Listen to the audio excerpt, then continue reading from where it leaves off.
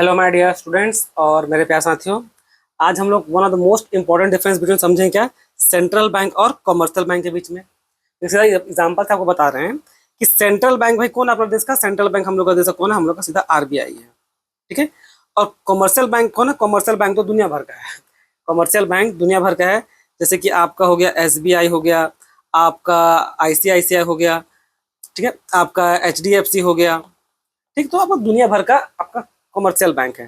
ठीक, तो अब चलिए मेनली डिफरेंस देखते हैं जो आपको समझ में आए, ताकि देखिए इसका जो स्टेटस होता है ना सेंट्रल बैंक का, ये कहलाता है क्या, अपेक्स बॉडी। अपेक्स बॉडी यानी कि सुप्रीम है institution of the countries banking system. यानी कि बैंकिंग का दुनिया में जो सबका बाप है उसको क्या बोलते हैं, आरबीआई।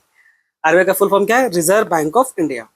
और ना बैंकिंग का दुनिया में जो सभी का बाप है उसको क्या बोलते हैं हम लोग, आरबीआई। इसलिए देखिए इसका एक पंचायत पढ़िएगा, बैंकर्स बैंक यानी बैंकों का बैंक। ठीक है, इस टाइप से है ये। कॉमर्शियल बैंक क्या होता है, कॉमर्शियल बैंक अंडर में काम करता है किसका, आपका सेंट्रल बैंक का। यानी कि सारा का इंडिया में जितना भी सारा बैंक है वो किसके अंडर में काम करता है, आपका आरबीआई के नीचे अंडर में काम करता है। ठीक है, लोग कहेंगे आरबीआई जो रूल रेगुलेशन बनाती है उसको फॉलो करने का वो लोग काम मेनली करता है। और भी चलिए मेन मेन डिफरेंस उसको समझते हैं।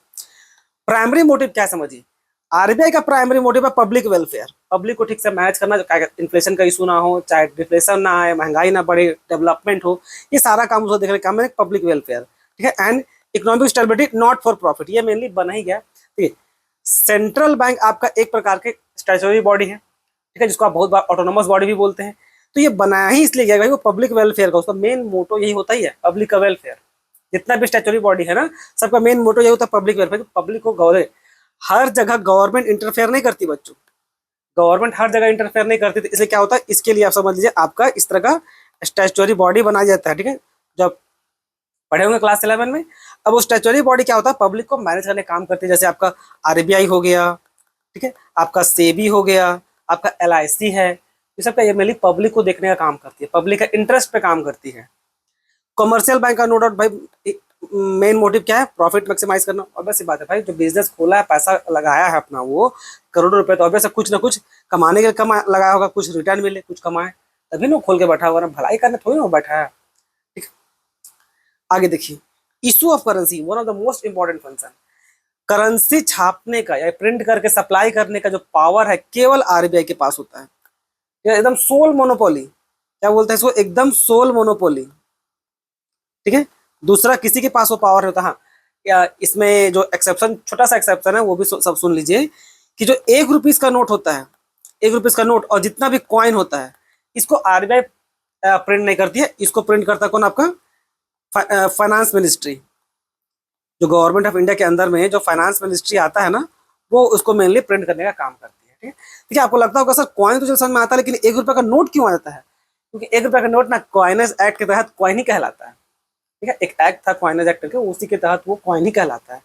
इसीलिए बच्चों तो एक छोटा सा एक्सेप्शन है, बाकी तो अच्छा। लेकिन इसमें भी एक बात याद रखिएगा, 1 रुपए का नोट और जो कॉइन है भले छापती मिनिस्ट्री ऑफ फाइनेंस है, फाइनेंस मिनिस्ट्री छापती है, बट इसको सर्कुलेट करने का काम, ठीक है, इसको सर्कुलेट करने का काम कौन करेगी, आपका सेंट्रल बैंक यानी कि आरबीआई ही करेगी।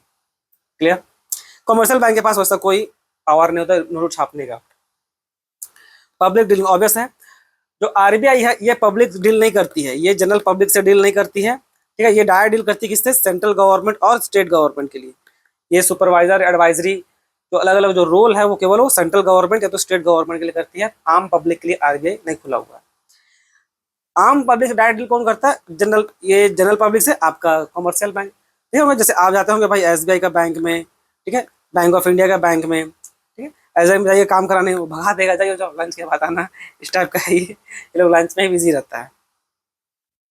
ठीक है, सप्लाई ऑफ मनी यानी कि पैसा जो छापा हुआ है उसको मार्केट तक पहुंचाने का काम किसका है, मेनली आरबीआई का।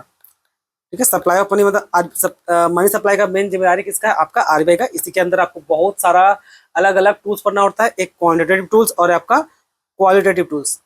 इसमें आप रेपो रेट, बैंक रेट, दुनिया भर का अलग अलग रेट पढ़े होंगे। ठीक है, और ये लोग क्या करता है, ये लोग क्या करता है, ये लोग क्रेडिट क्रिएशन करता है, यानी कि मनी मल्टीप्लायर का प्रोसेस करता है। आई होप आपको मनी मल्टीप्लायर क्या होता है ये आपको आइडिया होगा, और नहीं है बच्चों तो मेरे ही चैनल में आपको मिल जाएगा, सर्च मारिएगा मनी मल्टीप्लायर, वहां पर आपको वो अच्छा समझ मिल जाएगा with including practice of question answer. वहाँ पर क्वेश्चन आंसर भी सॉल्व किए हैं ताकि आपको और अच्छा से क्लैरिटी मिले। तो जाके वहाँ पर देख लीजिएगा मनी मल्टीप्लायर किसको बोलते हैं, ठीक है, कि कैसे पैसा पैसा को बनाता है वाला लॉजिक है यहाँ पर, ठीक है। फिर bankers rule, act as a bankers to the government और कमर्शियल बैंक, जैसे बताएं ये भाई गवर्नमेंट का भी बैंकर्स काम करता है और कमर्शियल बैंक का भी काम करता है, ठीक। एक्ट एज ए बैंकर तो जनरल पब्लिक, ये तो पॉइंट ऊपर समझाई थे। Foreign exchange, custodian of foreign exchange जिसको बोलते हैं, मेन जो कस्टोडियन है, जो करता धरता है, देखभाल करेगा सारा फॉरेन एक्सचेंज को, वो कौन है हम लोग का, वो है हम लोग का आरबीआई, ठीक है। इसलिए आरबीआई को बहुत बार क्या बोलते हैं, कस्टोडियन ऑफ फॉरेन एक्सचेंज। ये केवल डील करता है फॉरेन एक्सचेंज में। आपका अलग अलग जो कमर्शियल बैंक है वो सब आपको फॉरेन एक्सचेंज संभाल देगा, जैसे आपका आईसीआईसीआई, एक्सिस बैंक, आपका एचडीएफसी, ये सब सरकारी बैंक का नाम क्यों लिए सर, वो बहुत परेशान करता है, ठीक है। ऐसा नहीं सब परेशान करता है, और ड्रामा रहता है। क्वांटिटी, अब क्वांटिटी बोलने का मतलब है कि भाई किसी कंट्री में सेंट्रल बैंक कितना होगा, तो एक कंट्री में केवल एक ही सेंट्रल बैंक होगा, एकदम सुप्रीम अकेला राजा की तरह, ठीक है। और कमर्शियल बैंक तो दुनिया भर का हो सकता है, कमर्शियल बैंक दुनिया भर का हो सकता है, ठीक है। इस बात को ध्यान रखिएगा कि सेंट्रल बैंक किसी भी कंट्री में केवल एक होता है और कमर्शियल बैंक बहुत सारा हो सकता है। एग्जाम्पल में देख लीजिए, इंडिया का सेंट्रल बैंक का नाम क्या है, आरबीआई, ठीक है। और जो अमेरिका का भी नाम लिख दिए, फेडरल रिजर्व बैंक, ठीक है। और कमर्शियल बैंक को जानिए, state bank of India, ICICI, HDFC.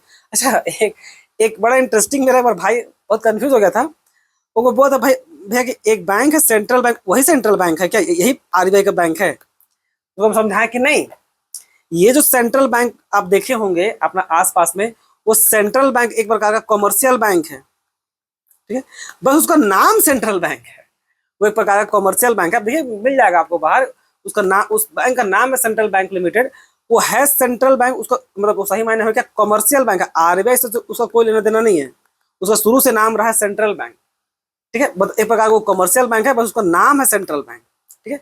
और जो मेन जो सेंट्रल बैंक बोलते हैं, मतलब जो आपको जो अभी से स्टार्ट से लेके यहाँ तक जो बताएं सेंट्रल बैंक का अलग अलग फंक्शन ऑफ पावर, वो है, वो केवल आरबीआई है। एक कंट्री में केवल एक ही होता है, वो क्या आपका आरबीआई। तो आई होप आपको ये छोटा सा डाउट ना रहा मन में, ठीक है। तो आई होप आप कुछ सीखे बच्चों, तो इसमें इतना ही, धन्यवाद।